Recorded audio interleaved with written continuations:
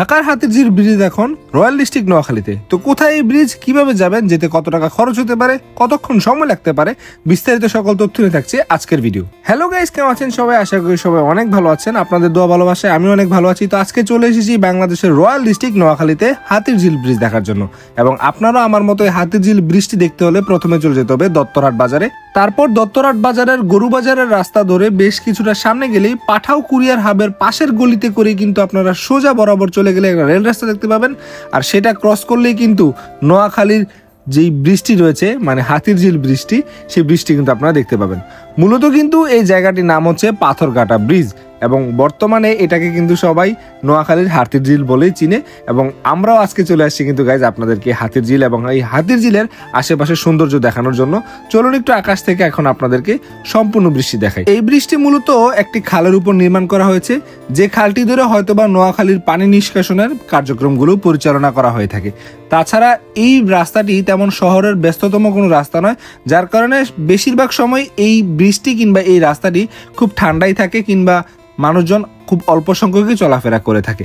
তো যদি আপনারা এখানে ঘুরতে আসেন, দত্তরহাট বাজার থেকে 20 টাকা কিংবা 30 টাকার মধ্যেই কিন্তু এই বৃষ্টিতে আপনারা চলে আসতে পারবেন। সর্বোচ্চ 4 থেকে 5 মিনিট সময় লাগবে। আর বাইকে করে আসলে তো আর বলার কোনো কথাই থাকছে না। তবে আরেকটু মজার ব্যাপার হচ্ছে, নোয়াখালী এবং ঢাকাগামী যে রেলওয়ে রাস্তাটি রয়েছে, সেই রাস্তা থেকে খুব অল্প একটু জায়গার মধ্যে কিন্তু এই ব্রিজটা অবস্থিত। এবং সন্ধ্যাবেলা যদি এটার ভিউটি দেখেন, অবশ্যই ভিডিওর ফুটেজে আপনারা দেখতেই পাচ্ছেন কতটুকু সুন্দর লাগছে। তবে আরেকটা মজার ব্যাপার হচ্ছে, এই ব্রিজের কাজগুলো কিন্তু এখনো সম্পূর্ণভাবে শেষ হয়নি। যতটুকু শেষ হয়েছে তার মধ্যে আবার বেশ কিছু জিনিস নষ্ট করা হয়ে গেছে, যেগুলো এলাকার মানুষজন বলছিল আর কি। তারপরও কিন্তু ব্রিজটি দেখতে খুবই সুন্দরই লাগছে, যদি সম্পূর্ণ কাজ শেষ হয়নি। তবে এই ব্রিজের মধ্যে কিন্তু ছোট্ট একটা দোকান রয়েছে, যেখানে আপনারা চটপুটি, বেলপুরি, ফুচকা এবং ঝালমুড়ি এসব ধরনের খাবার পেয়ে যাবেন। এবং দেখতেই পাচ্ছেন বাচ্চারা খুব আনন্দ করে এগুলো খাচ্ছে। আপনারা এখানে আসলেও কিন্তু খুব অল্প সময়ে খুব ভালো একটা সময় কাটাতে পারবেন, ঝালমুড়ি খেতে খেতে, গল্প করতে করতে। আর তার পাশাপাশি সুন্দর সুন্দর অনেক ছবিও কিন্তু এই জায়গাতে আপনারা তুলতে পারবেন, যেহেতু অনেক সুন্দর সুন্দর লাইট দিয়ে কিন্তু এই ব্রিজটিকে সাজানো হয়েছে একদমই হাতিরঝিলের মতো করে। সুতরাং দেরি না করে দত্তরহাট থেকে দিন কিংবা রাত যাতায়াতের ঝামেলা ছাড়া যে কোনো সময় চলে আসবেন এখানে।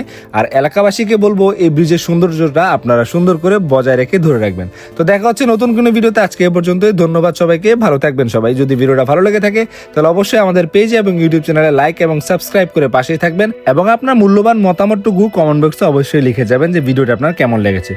সুতরাং ধন্যবাদ সবাইকে।